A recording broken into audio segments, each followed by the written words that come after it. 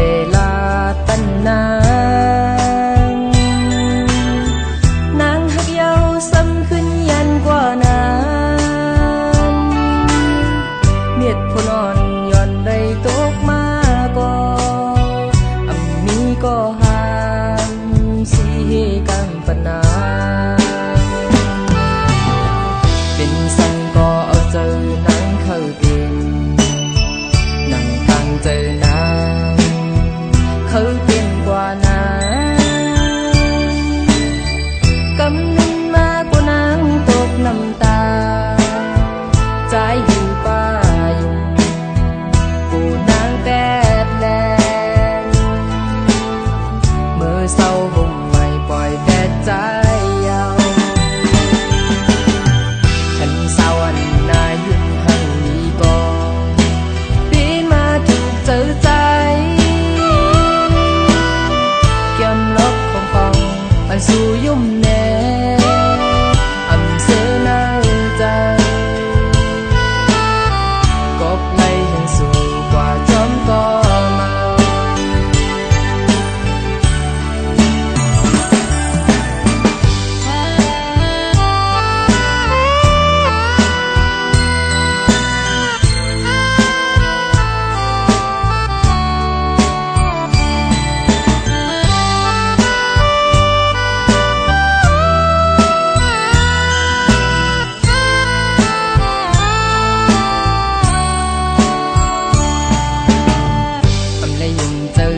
ฮักแน่นสู่น้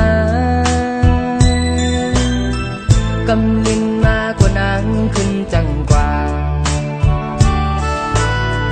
หักหน้าเลลาตันนางหักเยาซ้ำขึ้นยันกว่าน้ำเมียดพนอนย่อนได้ตกมาก็อำมีก็หาสีกังปนาเป็นสังก็เอาเจอนังเข้าเตียงนั่งกลางเจอนางเขาเป็นกว่านั้นกำนึงมากกว่านางตกน้ำตาใจอยู่ป่าอยู่กูนางแปดแลงเมื่อเศร้าห่มปล่อยแปดใจยาวหันสาวันนายุดหังดีก่อปีนมาถูกเจอใจเกี่ยมลบของฟองอันสู่ยุ่มแน่อำเสนาใจกบไล่แห่งสู่กว่าจอมก่อมา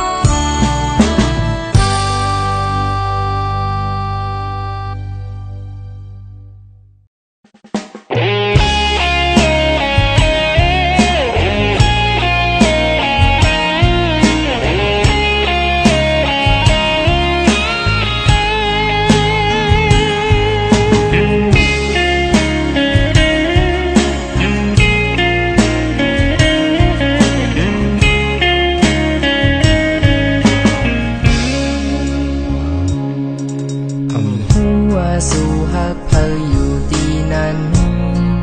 ผาดได้มือไก่ย่อสู่หักเพออำหูจอมใจสู่ปล่อยแต่ใจ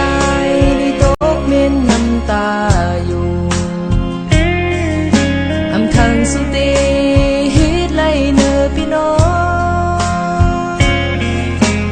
ซ้ำเฮ็ดไรสู่ซ้ำนึงง่ายพาดออกยันเมื่อ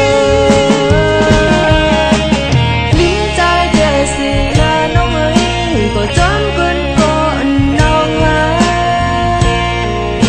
ที่ทำเงินปันเอาลอยเขาส่งก็สุดเป็ดเกกังใจ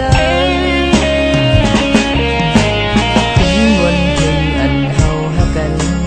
ลืมมันลาสิ่งต่างเก่านั้นไปจมสิ่งต่างใหม่นางน้องสีก่อนลาตั้งลังที่คำเป็นก็สุ่มหามองวันน้องเตมาพบโทปีสิ่งต่าง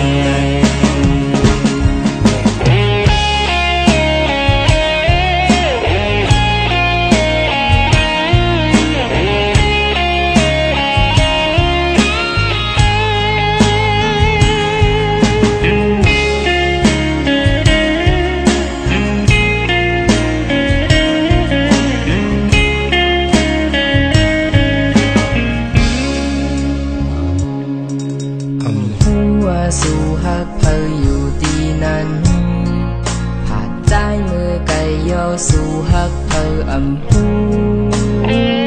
จอมใจสู่ปล่อยแต่ใจได้ตกเม็นน้ำตาอยู่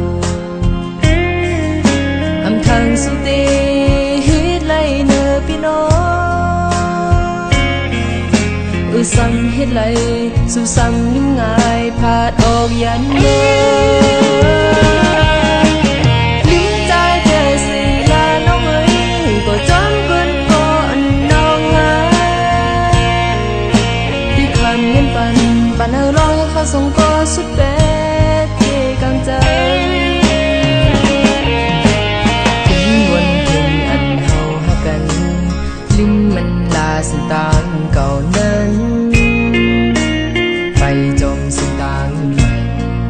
นางนองสีก่อนลา